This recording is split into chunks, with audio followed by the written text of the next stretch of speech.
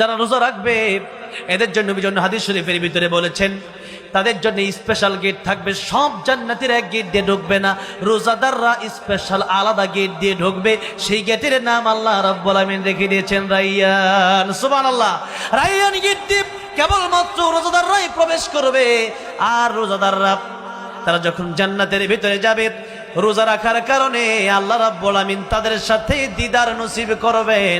আল্লাহ রাব্বুল আমিন তাদের সাথে দেখা দিয়ে দিবেন। দুনিয়া সুন্দর, মানুষ সুন্দর, আসমান সুন্দর, জমিন সুন্দর, সুন্দর সুন্দর পাল্লা। জানি না কত সুন্দর তুমি আল্লাহ, জানি না কত সুন্দর তুমি আল্লাহ। ঝরনা ছুটে চলে একে বেঁকে, পৃথিবীর বুকে কত ছবি এঁকে। নদীর কলতানে, সাগরের গর্জনে, ঢেউয়ে ঢেউয়ে দেয় পাল্লা। জানি না কত সুন্দর তুমি আল্লাহ, জানি না কত সুন্দর তুমি আল্লাহ। সুবহানাল্লাহ। আল্লাহর সাথে দেখা করার ইচ্ছা আছে না নাই? রোজাদার যারা, এদের সাথে আল্লাহ দেখা দিয়ে দিবেন। তাহলে রোজা ছাড়বেন না রাখবেন? ছাড়বেন না রাখবেন? রাখতে হবে। রোজাদার এদের জন্য অনেক পুরস্কার, অনেক ফজিলত, অনেক হাদিস আপনারা শুনেছেন, শুনবেন। কিন্তু কথা হচ্ছে রোজা আমরা রাখলাম, কিন্তু এমন কিছু কাজ আছে যে কাজগুলো করলে পরে রোজা নষ্ট হয়ে যায়। এমন কাজ আমরা আমাদের দেশের আমার মনে হয় 90% মানুষই করে। অথচ রাসূল করিম সাল্লাল্লাহু আলাইহি সাল্লাম বলছেন রোজাও রাখলো, মিথ্যাও বললো, রোজাও রাখলো, জীবত করলো, রোজাও রাখলো, অন্যান্য গুনাহ ছাড়তে পারলো না। তার জন্য এই রোজাটা কোনো পুরস্কার আসবে না রোজার মাধ্যমে। এই রোজা রাখার কোনো ফায়দা তার হবে না আল্লাহর কাছ থেকে। কিয়ামতের ময়দানে কোনো পুরস্কার সে পাবে না। কারণ যে ব্যক্তি হালাল ছাড়তে পারলো, হালাল খাবার ছেড়ে দিল, সে ব্যক্তি হারাম ছাড়তে পারলো না, তার মানে আল্লাহর ভয় ঢুকে। মানুষ যে এই রোজা রাখার পরে সারাদিন খায় না, সারাদিন পান করে না, কার ভয়ে? যে আল্লাহ বলেছেন এখন খানা খেলে আল্লাহ নারাজ হবে, আল্লাহ জাহান্নামে দিবে, এই ভয়ে তো খায় না। এই যে আল্লাহর ভয়ে মানুষ খায় না, আল্লাহ রাব্বুল আমিন তাকওয়ার শিক্ষা এখান থেকে দিচ্ছেন। রোজা যারা রাখবে, হালাল খাবার যেহেতু আল্লাহর হুকুমে ছেড়ে দিল, আল্লাহর ভয়ে ছেড়ে দিল, সে ব্যক্তি যেন হারাম গুনাহগুলো ছেড়ে দেয়। আর যদি না ছাড়ে, এই রোজা রাখা নবীজি বলছেন সে ক্ষুধার্ত থাকলো, সে পিপাসা অবস্থায় থাকলো, এছাড়া তার কোনো ফায়দা হলো, তার কোনো লাভ নাই। রোজাও রাখলো, মিথ্যাও বললো। যেমন আমল নষ্টকারী কিছু গুনাহ আছে, এর মধ্যে একটা হচ্ছে গীবত। তাই আমি আপনাদের সামনে গীবত নিয়ে আলোচনাটা আলোচ্য আয়াত আপনাদের সামনে তিলাওয়াত করেছিলাম। আল্লাহ বলেছেন ওয়ালা ইয়াগতাব বাদুকুম বাদা, তোমরা একে অপরের বিরুদ্ধে কি করো না? গীবত করো না, সমালোচনা করো না। কেন? নবীজি বলছেন সমালোচনা করলে পরে তোমার যত নেক আমল ওইগুলা চলে যায় তার কাছে, আর তার যত গুনাহ চলে আসে তোমার কাছে। বলেন তো এটা আমাদের জন্য লাভ না ক্ষতি? ছোট ক্ষতি না অনেক বড় ক্ষতি? একটু লক্ষ্য করুন। ইমাম সুফিয়ান সাউরী রাহমাতুল্লাহ আলাইহি, তিনি ওনার নামে কেউ গীবত করলে, ওনার নামে কেউ বদনাম করলে উনি হাদিয়া তোহফা দিতেন। খাদেম ডেকে বলল একদিন, হুজুর আপনি মানুষকে হাদিয়া তোহফা দেন কেন? আপনার নামে যারা বদনাম করে, তিনি বলছেন তারা যত উপকার আমার করে, এত বড় উপকার আমার মা আমার বাবা আমার জন্য করে না। কোন উপকার? সে উপকার শুনবেন আপনারা, শুনবেন। সে উপকারটা হচ্ছে, একটু লক্ষ্য করুন, আল্লাহ রাব্বুল আলামিন সূরা আবাসে বলছেন ইয়াওমা ইয়াফিরুল মারউ মিন আখিহি ওয়া উম্মিহি ওয়া আবিহি। কিয়ামতের ময়দানে একটা নেকি নিজের জন্মদাতা মা বাবাও দিতে চাইবে না। সেই দিন যে ব্যক্তি অপরের বিরুদ্ধে গীবত করবে, অনিচ্ছা সত্ত্বেও তার নেকিগুলা আমারে দিয়ে দেওয়া লাগবে। বলেন তো তাহলে এই উপকার কিয়ামতের ময়দানে মা বাবাও করতে পারবে না, কিন্তু যে গীবত করলো তার নেক আমল আমারে। এখন যদি নেক আমল না থাকে তাহলে কি হবে? আমার গুনাহগুলো তাকে নিয়ে জাহান্নামে জ্বলতে হবে। সুতরাং বলেন গীবত করলে লাভ না ক্ষতি? ক্ষতি। অল্প ক্ষতি না অনেক বেশি ক্ষতি? অনেক বেশি ক্ষতি। তাই গীবত যদি করে একটা আমি তো একবার খুলনা এসে এক জায়গায় মাছ ধরেছিলাম, এক বাড়ির মেহমান হয়েছিলাম, মাছ ধরেছিল। তো মাছ ধরার ডোলা থাকে না, যেটাতে মাছ ধরে, তো ওই যেটাতে মাছ ধরে সারাদিন আপনি মাছ ধরলেন, ধরার পরে রাখলেন, ডোলার তলা নাই, কি নাই? তলা নাই। তলা যদি না থেকে সারাদিন মাছ ধরার পরে ডোলা আপনি বাড়ি নিয়ে যাবেন, সব মাছ নিচে পড়ে যাবে। মাছ কি ডোলাতে থাকবে? থাকবে না। ঠিক তেমনি ভাবে রোজাও রাখলেন, আবার গীবতও করলেন, রোজা চলে গেল তার কাছে, আর গুনাহ চলে আসলো আপনার কাছে।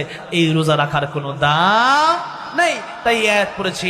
আরেকটা হচ্ছে হিংসা। হিংসা হচ্ছে এমন একটা গুনাহ যে গুনাহ নবী বলেন আগুন যেমন লাকড়িকে জ্বালায়া পোড়ায়া সারখার বানায় দেয়, কেউ যদি হিংসা করে তার নেকিগুলো সেই হিংসা জ্বালায়া পোড়ায়া ছাই বানায়া দেয়। তাহলে হিংসা আমরা করবো না ছাড়বো? হিংসা ছাড়ার কিছু পদ্ধতি আছে, যেমন আজকে দুইটা দিয়ে যায়। একটা হচ্ছে নাপা, একটা হচ্ছে অ্যান্টিবায়োটিক। নাপা হচ্ছে সাধারণ, অ্যান্টিবায়োটিক হচ্ছে কাজ না হলে পরে ওইটা খেতে হবে, ওই কাজ করতে হবে। এখন নাপা কোনটা? একজন মানুষ একটা 5 তলা বাড়ি, অনেক সুখে আছে, আপনার সহ্য হয় না, আপনি দোয়া করেন আল্লাহ আমারও আপনি এরকম সুখী বানায় দেন। দোয়া তো করতে নিষেধ নেই, নিষেধ আছে? রব্বানা আতিনা ফিদ দুনিয়া হাসানা ওয়া ফিল আখিরাতি হাসানা। দুই জায়গার জন্য দোয়া করতে হবে, আল্লাহ দুনিয়ার কল্যাণ দান করো, আখিরাতের কল্যাণও দান করো। তাহলে এই দোয়া আমাকে আপনাকে করা লাগবে। এখন মনে করেন যে এরপর আপনার মন থেকে হিংসা দূর হয় না, এবার অ্যান্টিবায়োটিক হচ্ছে আল্লাহ তার 5 তলা বাড়ি আছে, তারা তুমি 20 তলার বাড়ির মালিক বানায় দাও। আল্লাহ তারে অনেক সুখ, তারে আল্লাহ আরো সুখ বানায় দাও। তখন শয়তান কি করবে? পিছপা হবে যে না, তার ধোঁকা দিয়ে কোনো লাভ নাই। কেন নাই? তারা ধোঁকা দিয়ে হিংসা করার জন্য, আমল নষ্ট করার জন্য, কিন্তু সে তো আরো বেশি দোয়া করে। আর মানুষের জন্য দোয়া করে, এই দোয়া আগে আমার নিজের জন্যই কবুল হবে। হয়তো দুনিয়াতে অনেক সময় দোয়া কবুল হয় না, এই দোয়াটা আল্লাহ আখিরাতে তাকে নেক আমল হিসাবে দিয়ে দিবেন। জোরে বলেন সুবহানাল্লাহ। তাই হিংসা, গীবত, মিথ্যা যদি আমরা হালাল খাবার ছাড়তে পারি, হালাল স্ত্রী ছাড়তে পারি, আর হারাম না ছাড়তে পারি, তাহলে এই রোজার কোনো মূল্য আল্লাহর কাছে নাই। তাই রোজা রাখার শিক্ষা হচ্ছে সমস্ত গুনাহ ছেড়ে দেওয়া। তাহলে এই রোজার দাম আল্লাহর কাছে পাওয়া যাবে। আল্লাহ রাব্বুল আলামিন আমাদের হায়াতে রমজান দান করেন এবং রমজানের পবিত্রতা রক্ষা করার তৌফিক আমাদেরকে দান করেন। জোরে বলেন আমিন। ওয়া আখিরু দাওয়ানা আলহামদুলিল্লাহি রাব্বিল আলামিন। যুবক ভাইরা কিছু রিকোয়েস্ট করেছেন, বিশেষ করে কি আল্লামা সাইদুর রহমতুল্লাহকে নিয়ে একটি ইসলামের সঙ্গীত লিখেছিলাম। অনেক গজল দিয়েছেন, এত গজল কেমনে গাইব? কোনটা গাবো? এই সবগুলো কেমনে গাবো? এতগুলো গাবো শুনতেছেন। আমি আজকে 2-3টা কথা বলবো যেগুলো করলে পরে রমজানের রোজা নষ্ট হয়ে যায়, যেগুলো করলে পরে রমজানের রোজা আর এই রোজার পুরস্কার আল্লাহর কাছে পাওয়া যায় না, এমন কিছু কথা বলবো। তাই আমি প্রথমেই খুতবার শুরুতেই একখানা আয়াতে কারিমার মধ্য থেকে একটু তেলাওয়াত করেছি যে ওয়ালা ইয়াগতাব বা'দুকুম বা'দা, সূরাতুল হুজুরাত আয়াত নাম্বার 12। এই আয়াত থেকে আমি আপনাদের সামনে তেলাওয়াত করেছিলাম। আল্লাহ বলছেন তোমরা একে অপরের বিরুদ্ধে গীবত করবা না। কি করবা না? সমালোচনা করবা না, একে অপরের নিন্দা করবা না। তাহলে কি আল্লাহ বলছেন ইউহিব্বু আহাদুকুম, তোমাদের মধ্যে কি এমনটাকে পছন্দ করে যে আইয়াকুল লাহমা আখিহি মাইতান ফাকারিহতুমু। আল্লাহ বলছেন আইয়াকুল লাহমা আখিহি মাইতা, যে তোমাদের মৃত ভাইয়ের কাঁচা গোশত তোমরা খাবা, এটা কি তোমরা কেউ পছন্দ করো? আমরা বলবো না। তো আল্লাহ এটাই বলছেন ফাকারিহতুমু, এটা তোমাদের কাছে অপছন্দনীয়। আল্লাহ বলছেন এটা যেমন অপছন্দনীয়, কারণ কোন মানুষ কিন্তু আরেকজন মানুষের গোশত খেতে পারে, তাহলে তারা অমানুষ। যেমন কয়েকদিন আগে শুনলাম একজন বাবা তার মেয়েকে ধর্ষণ করেছে। যেরকম নাউযুবিল্লাহ। এরা কি মানুষ না অমানুষ? ধর্ষণের বিচার নাই, এই জন্য এই দেশের এই অবস্থা। রাহাজানি, মারামারি, খুন খারাপি, এরপরে এই দেশের ভিতরে চুরি ডাকাতি, এগুলোর বিচার যদি একদিন আল্লাহর কোরআন থেকে করা হয়, আস-সারিকু ওয়াস-সারিকাতু ফাকতাউ আইদিয়াহুমা, চোরের হাত যদি একদিন কাটা হয়, পরের দিন চুরি বন্ধ হবে। কোরআন ছাড়া চুরি বন্ধ হবে না, কোরআন ছাড়া ডাকাতি বন্ধ হবে না। আল্লাহর কসম, 1 বার 2 বার 3 বার 1000 বার কোটি বার কোরআন ছাড়া চুরি বন্ধ হবে, ডাকাতি বন্ধ হবে, জেনা বন্ধ হবে, ধর্ষণ বন্ধ হবে, সুদ ঘুষ বন্ধ হবে, জুলুম বন্ধ হবে। যদি আপনি চুরি বন্ধ করতে চান, খুনাখুনি বন্ধ করতে চান, যার যখন মনে চায় একজনকে খুব দিয়ে শেষ করে দিচ্ছে। যার যখন মনে চায়, আপনার মনে চাইলো, আপনার কাছে আসলো, বলো তোর শার্ট প্যান্ট সব খুলে দিয়ে দেয়, তোর মোবাইল, তোর ফোন, তোর যা সব দে, না দিলে শেষ। কেন? এই সাহসগুলো তারা কোথায় পায়? ওই যে গতকালকে দেখলাম আমাদের ঢাকার উত্তরায় চুর ধরে, এগুলারে ধরে পরে পা উল্টা দিকে দিয়া, মাথা নিচের দিকে দিয়া জন্মের পিটানি পিটাচ্ছে। এরকম কয়েকদিন পিটানি দিলে আল্লাহর কোরআনে বিধান আছে না? কি বিধান? বিধান আছে তো। জিনা করলে পরে 100 বেত, পরকিয়া করলে পরে রুজম, আর সারিকু ওয়াস-সারিকাতু ফাকতাউ আইদিয়াহুমা। আল্লাহ বলছে সুর এবং সুরনি, এটা মেয়ে হোক আর ছেলে হোক, কারণ মেয়ে অনেক সময় বড় সুর হয়, মহিলা অনেক বড় সুর হয় না। আল আকিলু তাকফিহিল ইশারা, যারা আকলমান তারা জ্ঞানী, এরা কল্প কথায় বুঝে। একবার যদি হাত কাটা যায় বাইতুল মুকাররমের সামনে, দেখবেন এগুলো বন্ধ হয়ে যাবে। কি করে? চোরকে জেলে দেয়, 3 দিন পর আবার ছেড়ে দিচ্ছে। ও কি হয়? ডাকাত হয়। তাহলে কোরআনের বিধান আমাদের দরকার আছে না নাই?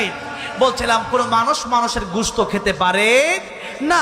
আল্লাহ বলছেন এটা যেমন জঘন্যতম অপরাধ, আমি আল্লাহ গীবত করা, অন্যের সমালোচনা করা, অন্যের দোষ মানুষের কাছে বলে বেড়ানো, এটাকেও আমি আল্লাহ হারাম ঘোষণা করলাম। কে হারাম ঘোষণা করেছেন? এখন আমি আপনাদের সামনে সূরাতুল হুজুরাতের 12 নম্বর আয়াত কেন তেলাওয়াত করলাম? এই গীবতের প্রসঙ্গ রমজানুল মুবারকের ওয়াজে কেন টানলাম? এর কারণ অবশ্যই আছে। এর কারণ আমি আপনাদেরকে বলবো। আগে একটু সূরাতুল বাকারা থেকে 183 নম্বর আয়াতটা আমি আপনাদের সামনে তেলাওয়াত করতে চাই এবং তার তরজমা করতে চাই। সেখান থেকে আমি এই সূরাতুল হুজুরাতের তাফসিরুল কোরআন বিল কোরআন, সেই তাফসির থেকে আমি এখানে ঢুকবো। সূরাতুল বাকারার 183 নম্বর আয়াত থেকে সূরাতুল হুজুরাতের 12 নম্বর আয়াতে। আসুন আমরা একটু রমজানুল মুবারকের আয়াতটা একটু শুনে নিই। আল্লাহ রাব্বুল আলামিন বলছেন, ইয়া আইয়ুহাল্লাযীনা আমানু কুতিবা আলাইকুমুশ সিয়াম কামা কুতিবা আলাল্লাযীনা মিন قبلكم لعلكم تتقون। হে বান্দারা, হে বিশ্বাসীরা, তোমাদের উপর আমি আল্লাহ রাব্বুল আমিন রোজাকে ফরজ করে দিলাম, যেমনি ভাবে তোমাদের পূর্ববর্তী নবী এবং উম্মতদের উপর আমি আল্লাহ রোজাকে ফরজ করেছিলাম। আর এই রোজা ফরজ করার কারণে আমি আল্লাহ রাব্বুল আমিন তোমাদেরকে বলে দিলাম লাআল্লাকুম তাত্তাকুন, যাতে করে তোমরা রোজার মাধ্যমে মুত্তাকি হতে পারো, তাকওয়াবান হতে পারো, পরহেজগার হতে পারো, আল্লাহকে ভয় করতে পারো। এখন রোজার সাথে আল্লাহকে ভয় করার সম্পর্কটা কি? তাকওয়ার সম্পর্কটা কি তা আমাদের জানা দরকার আছে না নাই? আছে। রোজার সাথে তাকওয়ার সম্পর্ক হচ্ছে, দেখেন আল্লাহ রাব্বুল আমিন হাদিসে কুদসির ভিতরে বলছেন, আস-সাওমু লি ও আনা আজজি বিহি, রোজা যে ব্যক্তি রাখলো সে অবশ্যই আমার জন্যই রাখলো। কারণ পৃথিবীতে অনেক ইবাদত আছে, ইবাদতের দুটো দিক আছে, একটা হচ্ছে বাহ্যিক, একটা হচ্ছে আভ্যন্তরীণ। এই দুইটা যে বিষয় আছে, যেমন নামাজ, যেমন হজ, যাকাত, আল্লাহ কিন্তু বলেন নাই, আল্লাহ বলেছেন আস-সাওমু লি, আল্লাহ বলেন নাই আস-সালাতু লি। অথচ নামাজ তো আমরা আল্লাহর জন্যই পড়ি, পড়ি না? আল্লাহর জন্যই পড়ি না? আল্লাহর জন্যই পড়ি। এরপর আল্লাহ বলেন নাই আজ-যাকাতু লি, যাকাত তো আমরা আল্লাহর জন্য দিই। আল্লাহ বলেন আল হজ্জু লি, হজ তো আমরা আল্লাহর জন্যই করি। কিন্তু আল্লাহ আস-সাওমু লি কেন বললেন একটু শুনেন। আল্লাহ রাব্বুল আমিন রোজার ব্যাপারে আস-সাওমু লি জন্য বলেছেন, রোজা বান্দা আমার জন্য রাখে। অন্যান্য ইবাদত মানুষকে দেখা করা যায়, কিন্তু রোজা এমন একটা ইবাদত মানুষের দেখানো যায় না। সুবহানাল্লাহ। নামাজ অনেক সময় নাতে এসেছে, বুটের দরকার, উযু আছে না নাই, সবার সাথে নামাজে দাঁড়ায় গেছে, এমন হয় কি হয় না? হয়। যাকাত দিচ্ছে 200 টাকার লুঙ্গি, 300 টাকা শাড়ি, 2 দিন পরে ছিঁড়া যায়। আপনি যাকাত দেন, এমন যাকাত দেন যেটা দিলে আর আগামী বছর তার যাকাত না নেওয়া লাগে, ওইরকম যাকাত দেন না আপনি। আপনি যাকাত দিচ্ছেন 10টা মিডিয়ার সামনে রেখে, এরপরে এটা দেখাচ্ছেন আমি বড় দানবীর। এই দান আল্লাহর কাছে গ্রহণযোগ্য হবে? লোক দেখানো কোনো আমল আল্লাহর কাছে গ্রহণযোগ্য হবে না। তাই নবীজি বলছেন কিয়ামতের ময়দানে অনেক শহীদ জাহান্নামে যাবে মানুষকে দেখানোর কারণে, অনেক আলেম জাহান্নামে যাবে মানুষকে দেখানোর কারণে, অনেক দানবীর জাহান্নামে যাবে লোক দেখানো দান করার কারণে। এই জন্য আগে ইখলাস থাকতে হবে ভিতরে। কি থাকতে হবে? ইখলাস থাকতে হবে। এই জন্য নামাজ মানুষকে দেখানো যায়, রোজা মানুষকে দেখানো যায়, কোরবানির গরু মানুষকে দেখানো যায়, অনেক বড় গরু কিনছে, দেখো সবার চেয়ে বড় আমারটা। এরপরে হজ না করলে মানুষ কি বলবে, তাতে তার জন্য হজ করা যায়। কিন্তু রোজা এমন একটা ইবাদত, ঘরে বসে আপনার পানি পিপাসা লাগছে, 1 গ্লাস পানি আপনি পান করে মুখটা মুছে বাইরে আসলেন, কেউ বুঝবেই না আপনি যে রোজাদার না রোজা রাখেন নাই, বুঝবে কেউ? বুঝবে না। কিন্তু এরপরেও একটু পানি বান্দা পান করে না, ক্ষুধার যন্ত্রণায় অবস্থা বড়ই মারাত্মক, এরপরও খায় না। জোরে বলেন কার ভয়ে? যাদের হৃদয়ে আছে আল্লাহর ভয়, তারা কভু পথ ভুলে যায় না। আল্লাহর প্রেম ছাড়া এই দুনিয়ায় কারো কাছে কোনো কিছু চায় না, ঠিক না? এই জন্য রোজা আল্লাহ বললেন বান্দা আমার জন্য রোজা রাখে, আর রোজার পুরস্কার স্বয়ং আমি আল্লাহ নিজে হাতে বান্দাকে কিয়ামতের ময়দানে দিয়ে দেব। অন্য রাওয়ায়াতের ভিতরে আসছে আল্লাহ রাব্বুল আমিন বলছেন ওয়ানা উজ্জা বিহি, রোজার পুরস্কার শুধু আমি আল্লাহ আমার হাত দিয়ে দিব তাই না, রোজা যেহেতু আমি আল্লাহর জন্যই রাখে বান্দা, আমি আল্লাহ নিজেই বান্দার জন্য পুরস্কার হয়ে যায়। মাল্লাহুল মাওলা ফারাহুল কুল, আল্লাহ যদি আমার জন্য হয়ে যায় তামাম পৃথিবী আমার আর দরকার নাই, তামাম পৃথিবী আমার কদমে চলে আসবে, ঠিক কিনা? এই জন্য আব্দুল কাদের জিলানী রহমতুল্লাহ তিনি বলতেন জান্নাত ও দোজখ সে ইয়া রবে क्या करो, जन्नत दोज़ख से या रब क्या करो, आरज़ू है मैं तुझसे देखा करूं। ऐ अल्लाह জান্নাত জাহান্নাম দিয়ে আমি কি করব? যদি তোমারে না পাই জান্নাত দরকার নাই, আর তোমারে যদি পেয়ে যায় জাহান্নামে গেলেও আফসোস নাই, কারণ তোমার দেখলে আমার অন্তর ঠান্ডা হয়ে যাবে। আল্লাহু আকবার। জান্নাতে যাওয়ার পরেও আল্লাহ রাব্বুল আমিন জান্নাতীদেরকে জিজ্ঞাসা করবে, ও জান্নাতীরা তোমাদেরকে বাড়ি দিলাম, নারী দিলাম, গাড়ি দিলাম, হর গিলমান দিলাম, ফল ফলা দিলাম, ফসল দিলাম, ফুল দিলাম, কত কিছু দিলাম, নহর দিলাম, দুধের নহর, মধুর নহর, শরাবের নহর, এত নহর তোমাদেরকে আমি আল্লাহ দিলাম, এরপরে কি আরো কিছু চাওয়ার বাকি আছে? জান্নাতীরা বলবে আল্লাহ কিচ্ছু পাই নাই, তোমার দেখতে না পারলে জান্নাত দরকার নাই। আল্লাহু আকবার। এই জন্য রোজার আরেকটা পুরস্কার হচ্ছে আল্লাহ রাব্বুল আমিন আরেকটা পুরস্কার আমাদেরকে দিবেন। কি পুরস্কার? নবীজি হাদিস শরীফের ভিতরে বলছেন লিসাইমি ফারহাতান, রোজাদারের জন্য দুইটা পুরস্কার, একটা দুনিয়াতে আর একটা আখিরাতে। দুনিয়ার পুরস্কার হচ্ছে ফিতরাতুন ফারহাতুন ইনদা ফিতরিহি, দুনিয়ার পুরস্কার হচ্ছে মানুষ ইফতারের